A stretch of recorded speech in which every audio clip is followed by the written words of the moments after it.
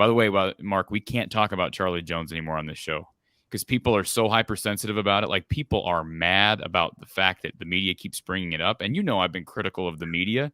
I have no problem bringing up Charlie Jones' numbers. Why is that off limits? Why are we over talking Charlie Jones? To me, isn't it relative to what the Yes. struggles are on offense right now and in general? But fans do not want to hear us talk about Charlie Jones anymore. And I just I'll liken it to another wide receiver transfer here in recent years, but so it's an apt comparison on one end. On the other end, it's the complete antithesis. So Ohio State had such a wide receiver room that they lost Jamison Williams a couple of years ago to Alabama because he couldn't get on the field at Ohio State. He goes to Alabama, catches like 100 balls for a zillion yards and 18 touchdowns or whatever as a crazy year.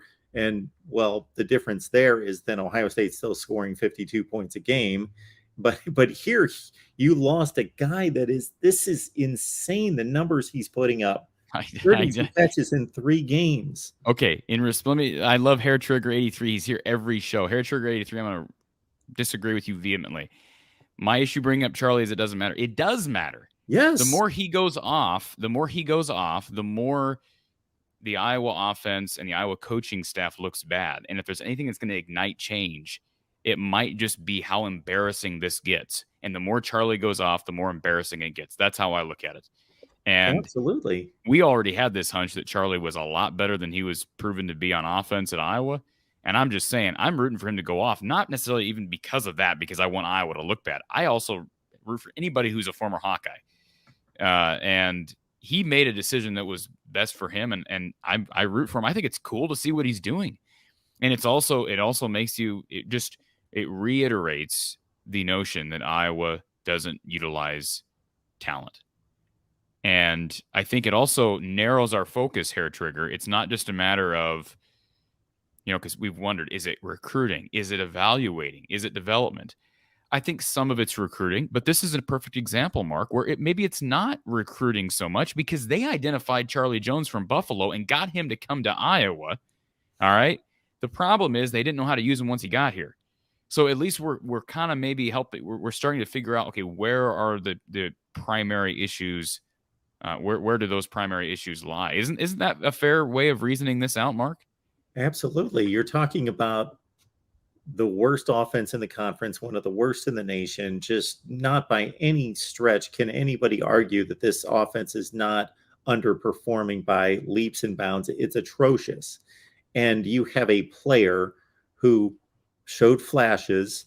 Obvious was one of the top players in the nation in the return game, but he moves on as a wide receiver to a team in your division, and he is completely tearing it up. I watched the second half of that Purdue Syracuse game, and my goodness, he and Aiden O'Connell almost single-handedly won that game between the two of them. Now, of course, you can also say in regards to scheme, development, those things not being there, just Aiden O'Connell is just so good compared to Spencer Petras that he's going to get those guys the football. To watch him sling the ball around, right? It's a different game. And the thing is we've talked about how fans like to bring up, well, Purdue's losing. This had nothing, totally irrelevant. It's completely irrelevant to the topic we're discussing. So, but besides that, it's not just Charlie Jones. It's also George Kittle. Now, George Kittle fought injury issues, but he goes to the league and sets all kinds of. The dude went to the league and set records in the league at tight end. Noah Fant, first round draft pick, but he was underutilized here. I don't think there's any question about it, and we're not. So it's not just picking on Brian, and it's not. This is something that Iowa needs to work on, right? It's a ability to develop guys and utilize talent, and it's. I will say this: if there's one positive thing to look at, it's that Iowa does have an offensive mind right now as an analyst in John Budmeyer.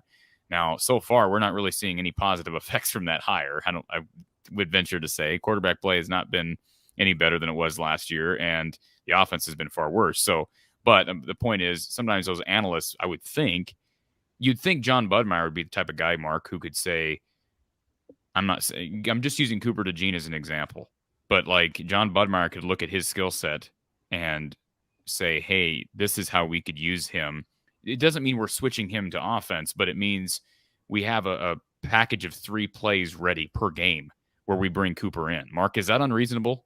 I guarantee you Don Patterson would agree with this. I've talked to Don off the record about this. There's nothing it's wrong with reasonable. having a Yeah. package of plays for a specific player available. I remember back in 2016 when Desmond King returned, when he should have went to the league the year before, probably would have been drafted much higher, ends up coming back. Iowa struggles in 2016, and Iowa's offense was atrocious. Remember, they had problems with injury at wide receiver that year.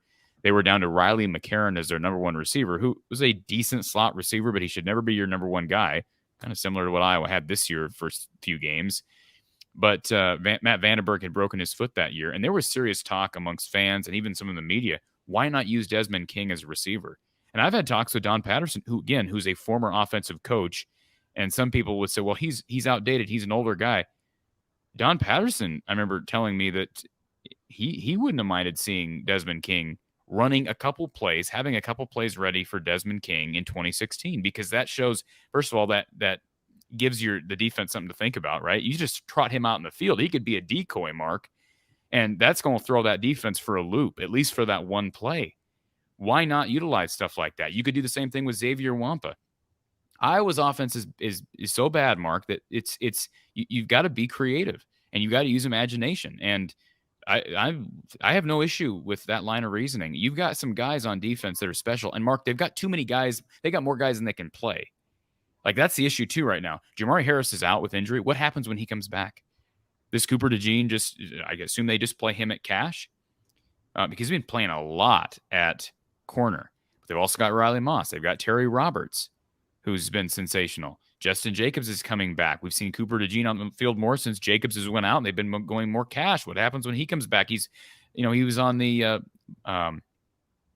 what's the linebacker award watch list? Now I can't think of the Nagurski award watch list.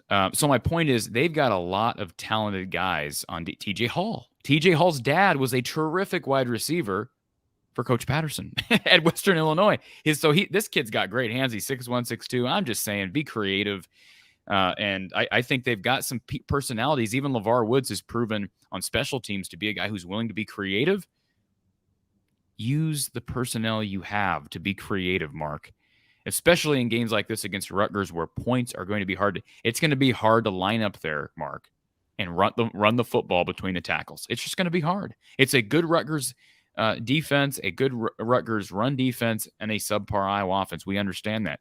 So you're going to have to, you cannot go into this game and be predictable. Now, they may be able to go in this game and be predictable, Mark, and win 10-7.